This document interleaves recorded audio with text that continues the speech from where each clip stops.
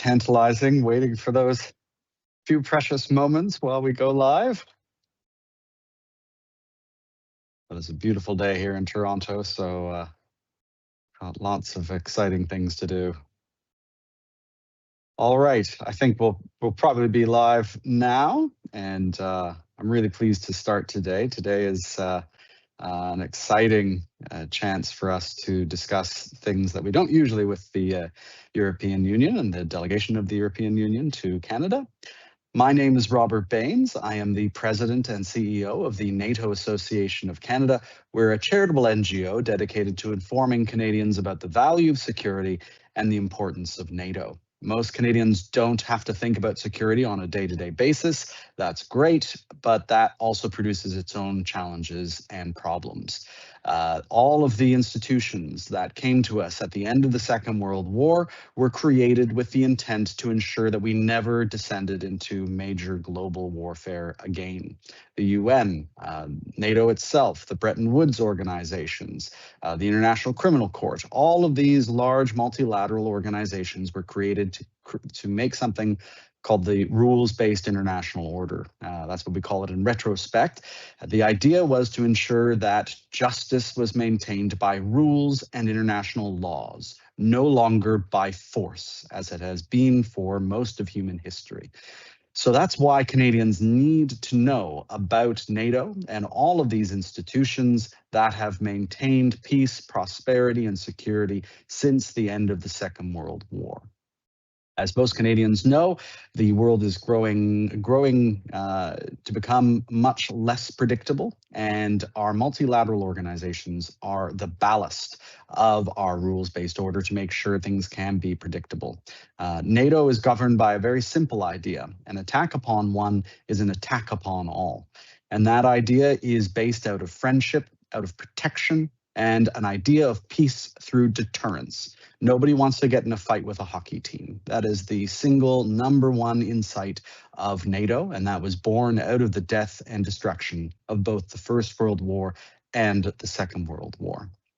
The NATO Association itself is a community of members, directors, our diplomatic corps, our members of our various allied militaries, and of course politicians as well who help to mediate the alliance. All of these people work together with one end to help maintain the health of multilateralism and the rules-based international order. The NATO Association puts on events throughout the year. We publish and we manage a community online through social media and through project building. We do have a membership. If you'd be interested in joining, please do take a look at our website. Obviously, follow us on YouTube, on Instagram, LinkedIn, Facebook, and X. We'd be thrilled to continue the conversation, and it's an important one that cannot end in the same way that education does not end. It must be a conversation that perpetuates itself. So thank you for being here today. As part of that conversation, I'm going to hand it over to our three moderators, Shreya, Sophia, and Sanam. These are members of our team, a very essential part of the NATO Association of Canada, and they will introduce our fine guest and get to the conversation. Thank you so much. So we're just going to start with some moderator introductions. My name is Sophia Malamud, and I am a social media coordinator here at the NATO Association of Canada.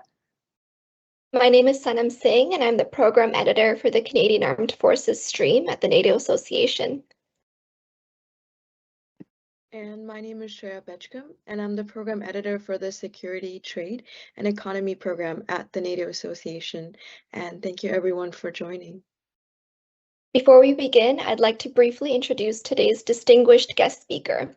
Brigadier General Modestas Petrauskas has served in the Lithuanian Armed Forces since 1992, following his participation in efforts to defend Lithuania's independence during the collapse of the Soviet rule. Throughout his career, he has been deployed to Bosnia and Herzegovina, the Caucasus, and Afghanistan, commanded Lithuania's Special Operations Forces, served as defense advisor to the President of Lithuania, and represented Lithuania at NATO and the European Union. He has also served as Lithuania's defense attaché to the United States and Canada, and most recently commanded the Lithuanian Armed Forces Training and Doctrine Command. Today, Brigadier General Petrauskas serves as military advisor to the European Union delegations in Canada and the United States, helping strengthen transatlantic defense cooperation. General, it is a real pleasure to have you here with us today. We invite you to begin with some opening remarks before we move into our discussion. Thank you very much, Sanam, for this wonderful introduction and kind words. It's a pleasure to be here, and thank you, NATO Association Canada, for putting this together. I hope I will be of your assistance today to just describe, as Robert mentioned, as much as I can about the EU, about the European Union, about NATO as well, about Lithuania too, since I'm originally Lithuanian. But before I begin, let me just recognize quite a symbolic moment which happened 3 days and 82 years ago in Normandy, when 25,000 Canadians stormed Juno Beach and paratrooped and participated in the other operations to free up Europe and Western civilization of fascism, of the threat, and it was very symbolic to define Canadian commitment to European security and world security per se, and which is most fascinating that like 2/3 of those Canadians volunteered for the overseas deployments, and explanation. The only explanation was because it was the right thing to do. So this is sort of a segue into my other part of my thanks for what Canada does right now for the European security, especially for the eastern flank, when there is a Canadian battle group deployed in Latvia, just north of Lithuania, and then about 3,000 troops, and you conduct the Baltic air policing, patrolling in the Baltic Sea, as well as for all your assistance that you are doing for Ukraine, which is like a core security matter now in this geostrategic turmoil and threats around us in Europe. And as far as for relationship with the European Union, we jokingly say that Canada is the most European country outside of Europe. So we enjoy that partnership very much and like-mindedness with you. So appreciate for everything you do for European security and for all of your contributions. And just jumping into European Union security matters, I'm sure you're following this transition of mindset, which is due to the geopolitical realities around us, with threats like Russia sort of threatening the rules-based order and the Western civilization with this incursion in Ukraine and expanding its imperialism, as well as the competitiveness of Canada, competitiveness of China that goes already beyond sort of democratic principles, and also other threats like North Korea, Iran, terrorism, etc., while they are coordinating more and more against us across all domains and geographical areas. So European Union, which was a previously very active participant of the peacekeeping, peace enforcement operations, and just as illustration, since 2003, there have been about 40 overseas missions and operations that European Union has conducted in common security and defense policy framework. Now we are thinking switching from peace time framework to integrated collective and security system. However, it's not that we are thinking about that in isolation from NATO, which is still a core of our collective defense architecture transatlantically, but thinking how to best complement NATO. And the way we are doing is framed in our national security strategy equivalent, which is called Strategic Compass, through the principles of ACT, Secure, Invest, and Partner, which I would be happy to elaborate in questions and answers period. And I'm sure you're familiar with the white paper, which was released last year about our defense readiness and how can we enhance our critical military capabilities in order to be effective partner and contributing to what NATO is doing, as well as a number of financial instruments like SAFE were introduced. It's a security action for Europe, where Canada is also willing to join, and there are agreements signed that you will become a partner of that program too.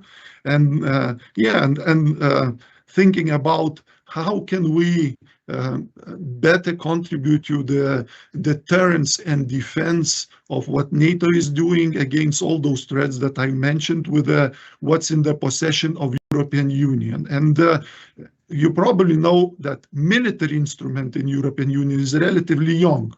So it became sort of defined in the current framework only in 2009, most probably. And yes, there is still a lot to do in properly arranging the command and control architecture. There is an article in the European Union Treaty that talks about mutual support to each other when being attacked, which is similar in the Article 5 sort of setup of collective defense. So we're thinking about that as well. And well, also how to get, all money that has been now invested into defense translated into the proper capability of defense industrial base and delivering that to the proper capabilities and readiness, which I'm sure is a universal challenge to all of us, and we're all working on that. By the way, the European Union is currently also discussing and putting together European Union security strategy, which probably will make it more sort of clear of where and how we'll be heading toward those new geopolitical realities, together with the partners and allies, together with all we've got in our possession, which is not only military, but very strong political and economical powers. And I would probably finish it here as an intro, and happy to open up the floor for the questions. Thank you. Thank you so much, General, for those insightful opening remarks. Building on your reflections on the evolving security environment, you did talk about Russia, China, Iran, North Korea, and also alluded to a need for stronger European capabilities. I'd like to turn to your experience in Lithuania's own defense transformation. From Lithuania's declaration of independence in the 1990s to its accession to NATO in 2004, you helped build military institutions for a newly independent state and later led Lithuania's Special Operations Forces. So I'd like to ask, how has that community evolved during that historic period, and what leadership challenges emerged as Lithuania transitioned from rebuilding its defense institutions to becoming a fully integrated NATO ally? Thank you for this question. As far as independence, it was I'm sure you're familiar, Lithuania has been occupied by Soviets for more than 50 years, and our will throughout all those years was not broken, and this idea of Lithuania becoming independent again has been among us throughout this historical period of time. And our partisans, remnants of the independent Lithuania military and volunteers from the farmers, from the teachers that went into the forest and resisted Soviet Union occupation up until 1965. As well, with the hope that Lithuania will reestablish its independence. And then fast forward with all the Iron Wall collapse, also historical opportunity to revive our aspirations for independence, which started approximately about end of 80s, like 88 was the singing revolution meetings of Sąjūdis, when we started to our way towards independence. And 1990 came as a long-awaited culmination of all these efforts and aspirations, etc. So that's what the independent Lithuania was reestablished. And with that, of course, we rebuilt our military. Soviets were still in the area. With the last Soviet soldiers were left Lithuania in 93. We rebuilt our military from the scratch. So I probably should focus more my presentation about the military. And of course, a very dynamic period started. We declared our intent to become a partnership for peace. By the way, I should mention that I was the one of the first Baltic officer cadet and selected to go to Canada's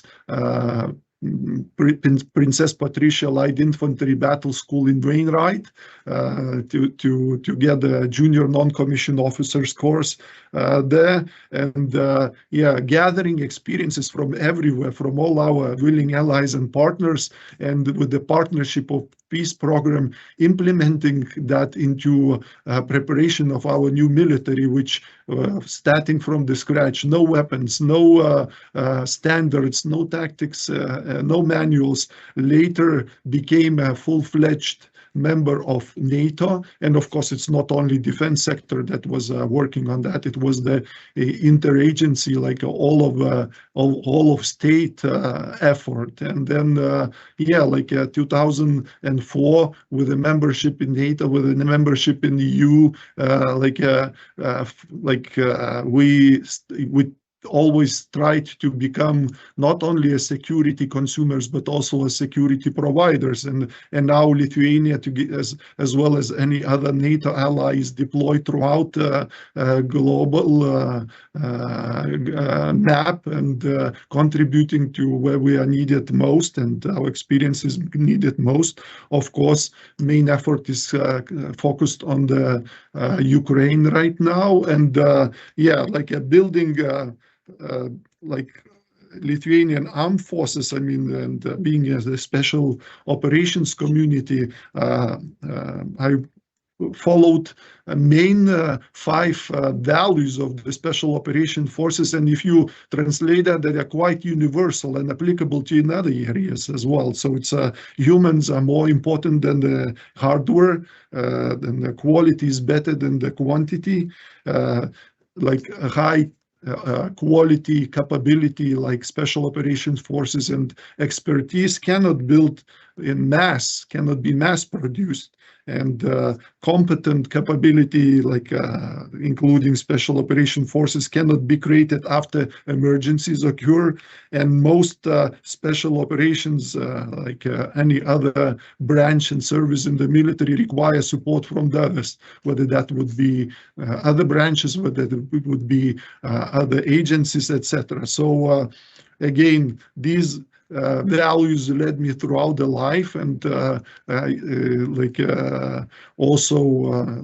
try to do my best to contribute for how I see to build up and strengthen our armed forces of Lithuania. Now, recognizing threats from the east, from Russia, as well as the challenges that lay against the entire NATO alliance and European Union, Lithuania invests 5.38% of the GDP into defense. And even though this have a very sad part because threats are still very relevant and around us, it gives a lot of impetus for further modernization and development of the Lithuanian armed forces, which is very interesting. And I'll probably finish here. unless you have any other specific questions from this from this area. Thank you.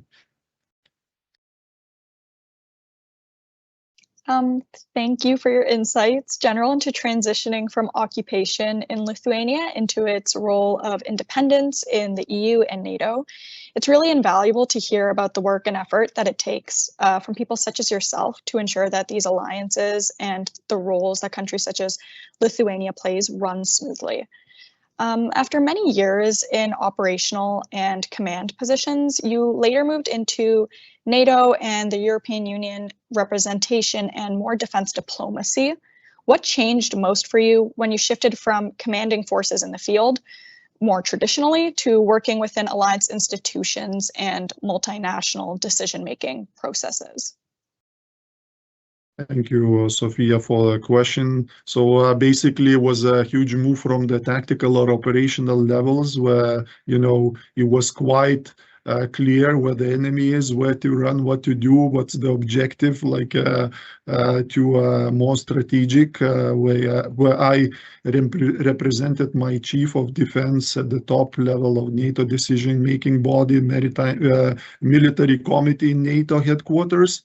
And of course, scope and of the agenda and the problem set increased to like a field to the global scale, like 360 degrees globally. And well, organizations, despite of all that, so to say, result drivenness and being focused on the deliverables, it was very procedural and very sort of every word mattered. So we spent a lot of time in negotiations, trying to get through a national and international agenda.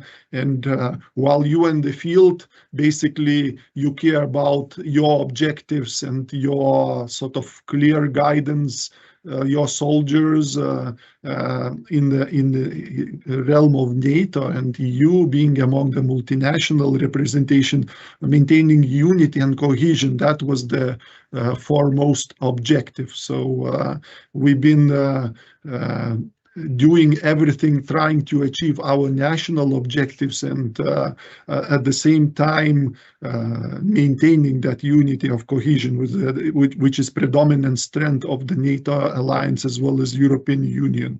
So we were saying, like, when our opinions differed, that consensus was not when everybody was happy around the table. Consensus was reached when everybody was equally unhappy around the table. So that was the sort of humor form of representation of the environment in the strategic level. And of course, after the Crimea happened in 2014, I was in NATO headquarters from 2018 and 2020.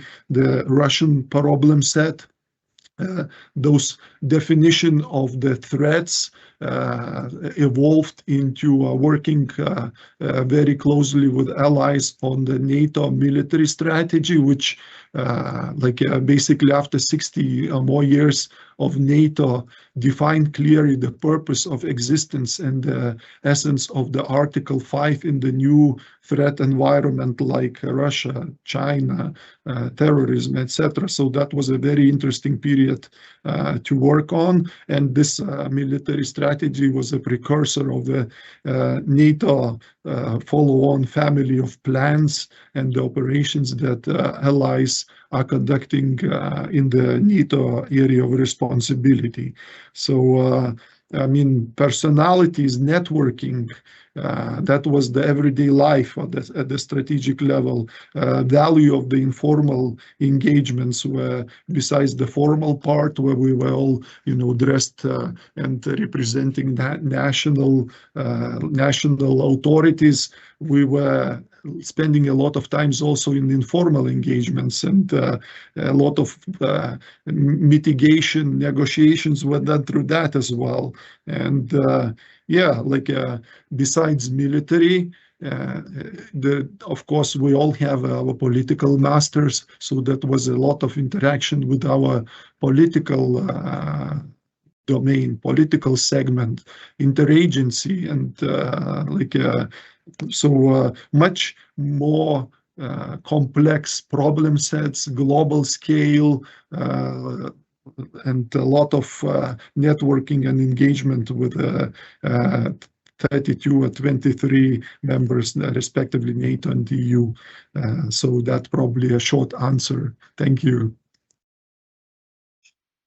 Thank you, General, very much for your insights into the, I can assume, very difficult transition, or at times challenging, between traditional armed force commanding and to the larger scale at our multinational level.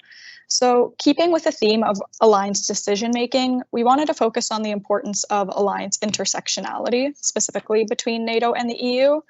The relationship between those two alliances has become increasingly important in recent years, particularly as both organizations respond to Russia's war against Ukraine and the broader security challenges as you have described.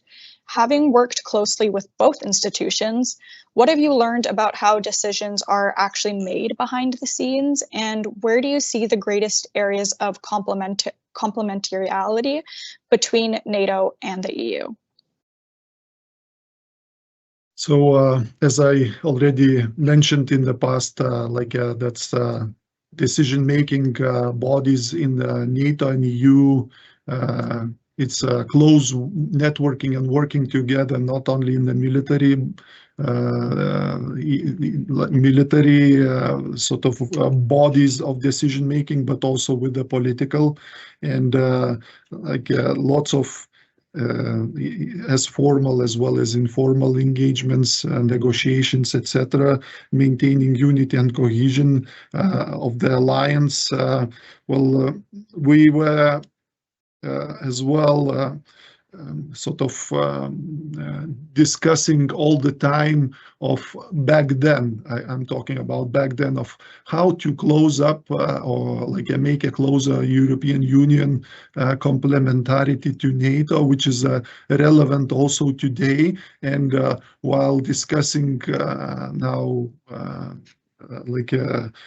this EU pillar of NATO, on how to make a European footprint larger there, everything again translates to the array of capabilities that there are certainly gaps, also translating that money that's being poured into defense sector now, and European Union is about now 450 billion in total of US dollars being invested into defense, but defense industrial base is not yet able to scale up to the requirements. And besides all the capabilities gap that we have to respond to the threats, we still have a huge issue altogether how to do it, how to translate that through the industrial base and produce the right materials, right capabilities, right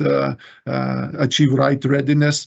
And this is European Union is a priority right now with the white paper readiness 2030, with EDIP, European Union Defense Industrial Base investments, and also encouraging member states. By the way, all of the European Union actions in defense are member state owned, so we don't have a sort of, as a European Union, authority of saying what nations should or shouldn't do.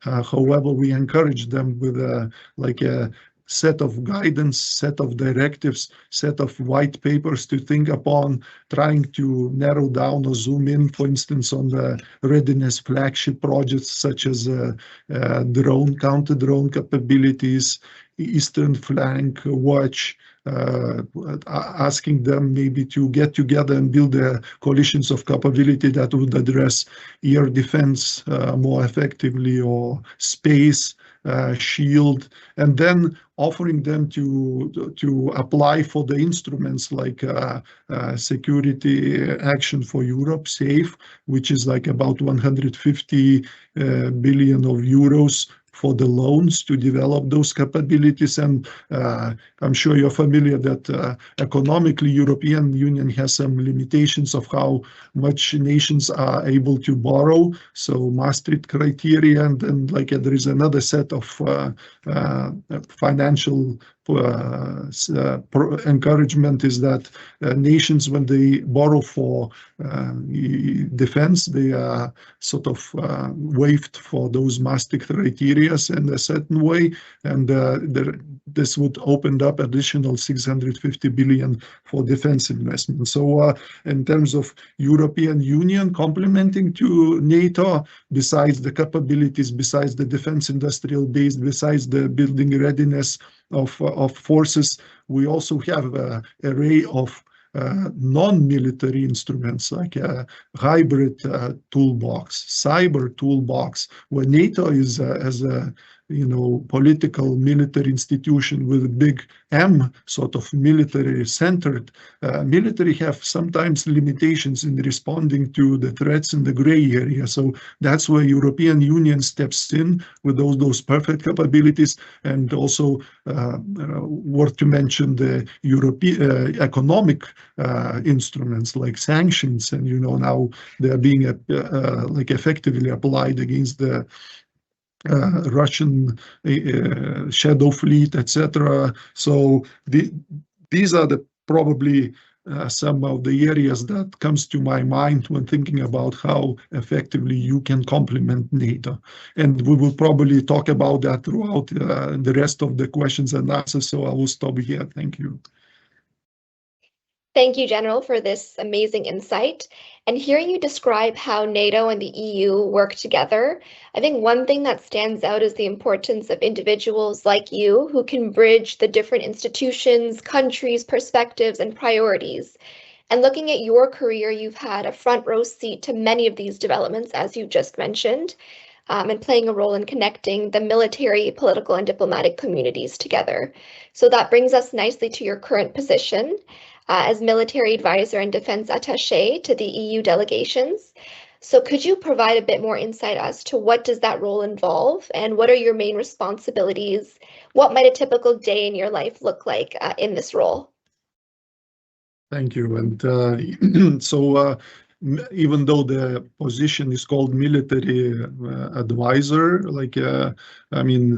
most of the responsibilities more or less relate to defense attaché, sort of set of responsibilities. And I work, as it was mentioned in the introduction, for two delegations, Canada as well as United States.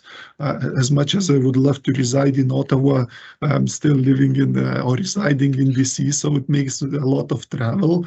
And I work basically for two bosses, for European Union military staff, or Director General of the European Union military staff, who is in Brussels, and then ambassadors of the delegation, who are, of course, the superior representatives of the European Union here in both in DC and Washington. So besides everything what I mentioned, my predominant responsibilities are to promote EU security and defense policy both in US and Canada, and that is throughout military institutions, through the defense departments, through civilian as well, a Congress, House, basically going through the academic cycles, interlocutors, going to universities to speak on the European security and defense. Of course, with that, I engage with the political, military, and security actors and officials in both of those countries, media, business and civil society, defense industry is very active both in Canada and the United States, so I talk to them quite often too. I also try to raise awareness of the EU security and defense issues and concerns, and promote its importance. And also like provide certain analysis to my bosses over in Brussels or for ambassador on the security and defense processes in USA and Canada. And last but not least, promote cooperation and coordination among both United States of America and Canada, and working closely with the defense attaché community of the especially European Union member states, and also cooperate with them, discuss the matters, issues, etc. So basically, that's a short definition of my everyday life here in the United States and Canada. Thank you so much, General. And hearing you speak about having two bosses and working across both Washington and Ottawa, it seems that managing different perspectives and different nations for that matter is a very much recurring theme throughout your career. But perhaps the biggest difference is that you're representing not only one country, but 27. And throughout most diplomatic careers, officials represent the interests of a single state. So how is advocating for the interest of 27 member states different from representing a single country such as Lithuania when engaging with Canadian and American counterparts? Thank you. Well, as just you rightly mentioned, sort of 27 nations, and common security and defense policy in European Union is owned by the member states. So I basically work like representing the sort of common agreed policies and approaches on behalf of those 27 nations, and thus, of course, besides the complexity of the agenda, there is also a geographic span of global spectrum. So, like, while being in Lithuania, well, we try to be a global actor as well, but not as a European Union is. And so, like, whether that would be Indo-Pacific, Africa, like a Middle East, Americas, Arctics, everywhere there is a European Union footprint, and on case by cases, I try to like engaged on that with the United States and Canada's interlocutors, and yeah, so. Plus, working with a multinational team over here, we are me and my assistant are the only two military in the delegations, both in DC and in Ottawa. So that also presents the sort of specificity of our work, and lots of sort of areas that well, I would not imagine at the national level that I had to endure when working here, and like innovations, like climate change, like even arts the other day. So yeah, like agenda and geographical span is much wider, while again representing what member states agreed. I do not have an authority of deciding or reacting to anything on my own without bringing it up to Brussels, reflecting on the common security and defense policy. And yeah, that's probably the definition of my switch from the national to European Union agenda. Thank you. Thank you so much, General, for taking us through a day in your life and also speaking more about your experiences representing the interests of 27 member nations, as Sanam had previously asked. Now I'd like to shift our discussion to NATO and explore its role in the current security environment. In your previous responses, you did allude to how Canada's security partnerships increasingly operate through both NATO frameworks and also cooperation with the EU. So from your professional perspective, how do EU defense initiatives and EU-Canada cooperation complement NATO's role in deterrence, collective defense, and transatlantic security? Thank you. So, well, as I already hinted in my past presentations, well, the European Union, as well as in cooperation with Canada, are focused now in defense area on the capabilities build up and defense industrial base, crisis management, and this definitely these areas are in line of what NATO wants to achieve and work on, and this is complementing the NATO's role in deterrence and collective defense. Both of our sort of European Union and Canada actively engaged in Ukraine. So, you know, your contribution to assisting Ukraine in the fight and rebuilding forces as well as nation, and us working through, you know, training mission in Ukraine, also another instruments like financial instruments, well up to probably about more than about 300 billion euros are provided to the Ukrainian assistance, which is again very relevant to NATO and EU and Canada's security and defense agenda. Well, together with Canada, as you know, we signed a strategic partnership agreement as well as the security and defense partnership. You now becoming a part of this security action for Europe, SAFE members, thus with your prime ministers focused on boosting the defense industrial base through this newly released strategy. I mean, we would contribute from European Union in providing markets for the Canadian defense industry, thus again building capabilities that are short in NATO and short in our nations. So this is also a substantial contribution to the NATO agenda.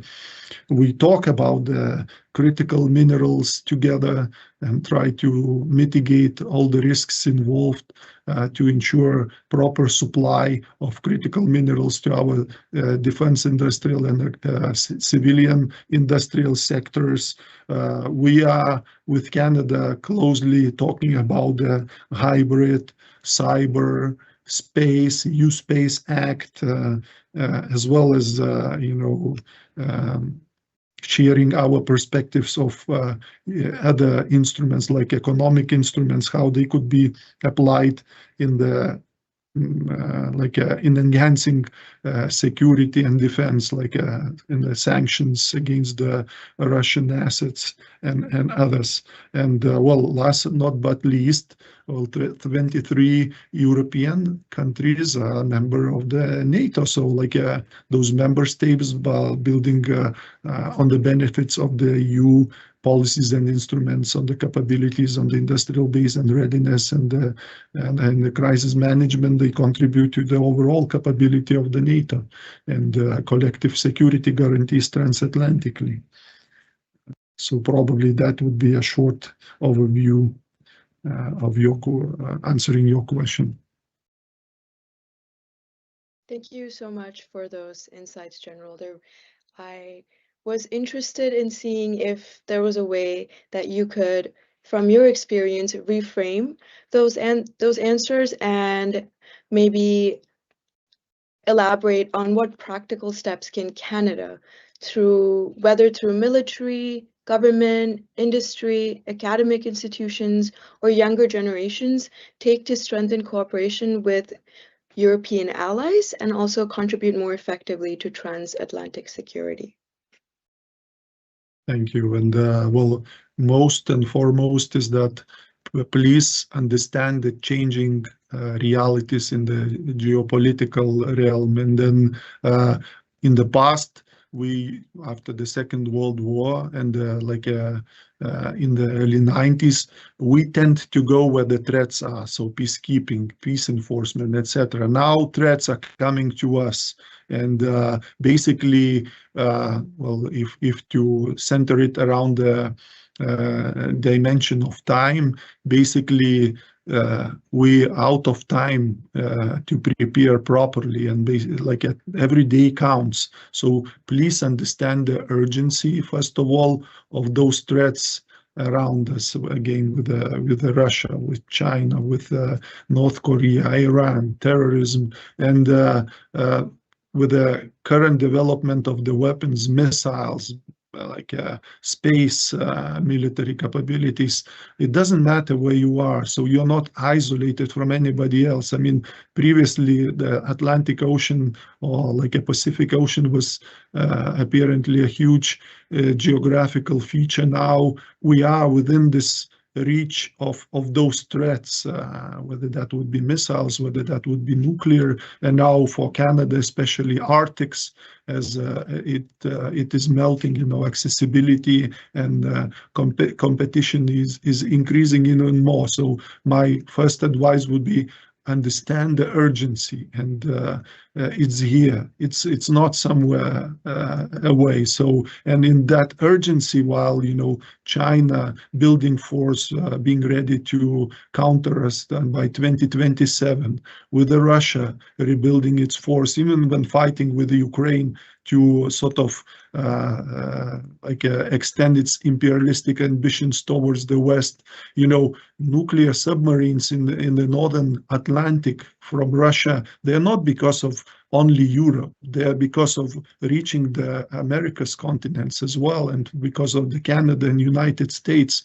I mean, let's get together and let's prepare for that. And then how can we prepare for that? First is to invest into defense properly. It's not a secret that defense has been neglected for years, both in Europe and elsewhere. And then we need not only to cover up those capability gap areas that we were talking about, but also to boost defense industrial base. What defense industry needs is the predictable, stable defense commitment to buy products from them. It doesn't matter how much money we throw at them after the crisis strikes, they won't be able to catch up and produce, because they need to hire people, build infrastructure, invest, and take certain risks to respond to our demands. It takes time.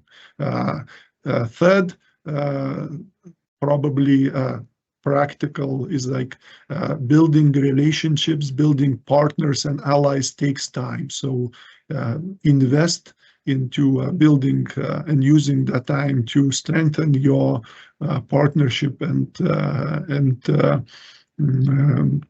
working cooperation, working together with Europe, with the European Union and the rest of the NATO allies. And well, Canada is in a good way because of your historic and current engagements in Ukraine and in Eastern Europe. So please continue to be that strong allies, which of course requires resources and support from the wide society. So society understanding the urgency, and maybe us helping to explain through engagement like this society how important it is, not only to Europe, not only to NATO, but also to Canada, would help to mobilize that social support.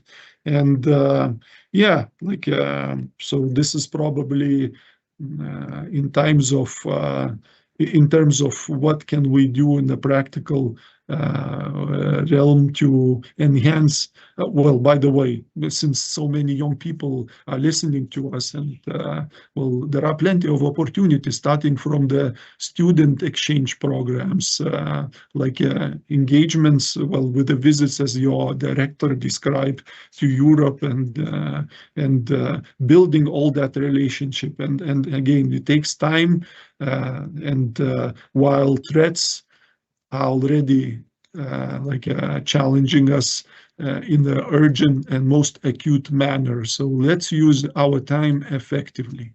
That would be probably my only recommendation. Thank you so much, General, for your insights, not only on the importance of clearly understanding the threat environment, but also acting with urgency, being more prepared rather than reactive. And your point on building relationships and alliances And the fact that they take time is also well taken. So again, I thank you for that comprehensive answer and offering the young people here meaningful ways to engage. We will now move on to audience questions as this is live streamed and we have some members watching. And for those watching on YouTube, thank you so much for submitting the questions through the live chat, and our moderation team will pose them now to the General to get their perspective. The first question that has been submitted through the chat is as follows. Your biography mentioned the 1991 civilian protests in Lithuania. How did those events shape your view of duty and your decision to join the armed forces? So basically, again, like a 1990 declaration of Lithuanian independence came as a long waiting event, even for me being a teenager. I was 16 back then, and then, you know, as the Russians tried to recapture our strategic infrastructure in the January events of 1991, I was 16 years old. It was first, of course, you know, entire Lithuanian society gathered around those infrastructure objects like a press house, parliament, TV tower, to in an armed way to try to blockade that from incoming Soviet forces. However, they brutally attacked, and then like I was a witness of that in near the TV tower, and then as it was unfortunately taken and 13 unarmed defenders killed, moved to protect parliament, and that was sort of, you know how it is in 16 when you are 16 years old, the sense of sorrow for losses, for, you know, brutality of the Soviets, sort of plus reiterated with you know, the fact that this history of Lithuania has been so well hidden by the Soviet occupants, about the partisan fights against the Soviet occupation, about Lithuania being independent and Western-alike country, and, you know, it took us 50 years back being occupied, and you know, all this anger sort of led me to volunteer immediately after I graduated from the high school to the armed forces, and then start my military career, and then later to get to the military academy and become an officer. And you know, when looking back, well, to those times, I mean, the driver probably was more idealistic in the way that, well, as I said, like we started from the scratch, and then like, you know, it was scarcity of resources, like salaries, like, you know, military equipment was very, very poor. And then like building that into what's now Lithuanian Armed Forces, I mean, really like makes me proud to be a part of that. And with that, like looking again how, you know, Russia still like trying to stretch its imperialism through Ukraine, reaching out through all the sabotage, hybrid activities, not only throughout Europe, but also on your continent. And then like, well, I'm still obliged to do everything in my power so we don't have an occupation again. We contain those threats as much as we can, not to spread the malign activities, not to challenge my family, my sons, and families of my colleagues. And yeah, so that sort of, those events boosted me up, and this inspiration continues up until now. And I know it's, in a way, a lot of Canadians also, like when I was in PPCLI in 1994, like you are very patriotic society, and you know, like I'm sure anything like that would make just the same effects. And you know, learning from history, learning from what your brave military is doing now for the sake of the European security. I mean, you also should be proud and would do just the same probably. And please keep supporting support of the military, of your military, and of what NATO is doing, and that would be the best sort of reward you can give to all of us. Thank you. Thank you so much, General, for sharing that moment from your biography. I do agree. I think a certain level of idealism is often necessary when responding to moments of uncertainty or external threat. And your perspective on patriotism, I do agree that a strong sense of civic duty is important in shaping how people respond in times of challenge. So thank you so much for that candid answer. Unfortunately, this is all the time we have for today's discussion. So thank you everyone who put their questions in the chat.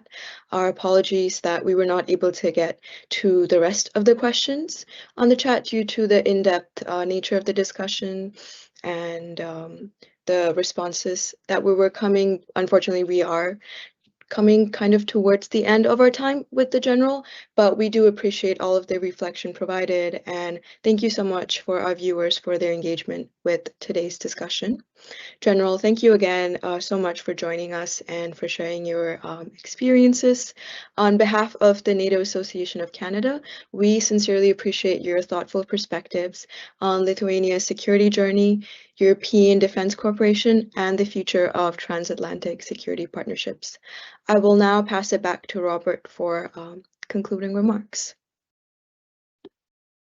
Thank you so much, Shreya, to you and Sophia and Sanam for what a great job of leading us through this discussion. And I especially like the last optimism-tinged comment. If nothing else, the studying of history shows you what a golden age we have been in since the end of the Second World War. It shows us that we do have the tools that can help to maintain peace, security, and prosperity. And that's often what we feel like at the NATO Association. In general, as you'll appreciate, most Canadians, because they don't think about security, they don't think about NATO very often. So we get to be that kind of proselytizing element, letting people know the good news. We do have tools like NATO, like our multilateral organizations that we're a part of, the variable geometry that Prime Minister Carney keeps mentioning. These are strong networks, and they're all based on those personal relationships forged through hardship. And that's what we have to maintain. And that requires optimism. Because if we don't do anything, if we stay isolated, it's not like we're not going to have problems. We're just going to have to deal with them alone. So I really, really appreciate those comments, and I hope that all those who are listening do choose to join us at the NATO Association. We have so much opportunity to spread these good words and the good news to other Canadians. So thank you so much, General. I believe we do have also a promo for one of our upcoming events. Sophia, do you want to give us the skinny on that? Yeah, of course. So we would like to highlight an upcoming event that the NAOC is excited to be a part of. And General, we really wish you could attend if you had a moment away from your busy schedule in Washington. But this Friday, June 12th, the NAOC will be attending the Canadian Tank Museum's Aquino Tank Weekend in Oshawa, Ontario. Our members, directors, and interns were proud to participate in the weekend in 2024 as part of NATO's 75th anniversary celebrations, and we're looking forward to returning this year. The NAOC will be staffing an exhibit from 9 a.m. to 5 p.m. Eastern Time, where attendees can learn more about our organization, our programming, and various opportunities to get involved. The Aquino Tank Weekend will continue throughout the weekend and remain one of Canada's premier military history and defense education events. We encourage everyone in the area to stop by and visit us. So this concludes our event for today. We wish everyone a wonderful rest of the day, and thank you so much for listening. I actually have one other point, General. Sorry to cut in there, we do also have the Hallers Run, which is sponsored by the delegation of Poland to Canada. This is in Niagara-on-the-Lake, starting very early, I believe 7:30 a.m. on Saturday, so the day after our day at the Aquino Tank Weekend. But it's a run/walk to recognize the important strength between Poland and Canada and our relationship, along with our deep history in that area of Ontario. So if you are around, please check out our social media. You can register and be part of this walk, which along with our Aquino weekend is just exactly what we need to help build our relationships and make sure that everybody's on the same page, working towards a more peaceful, prosperous and secure Canada, NATO, and indeed an entire globe. Thank you so much, everyone, for joining us. Please do maintain engagement with us on social media, and have a good day. Thank you so much. Cheers, General.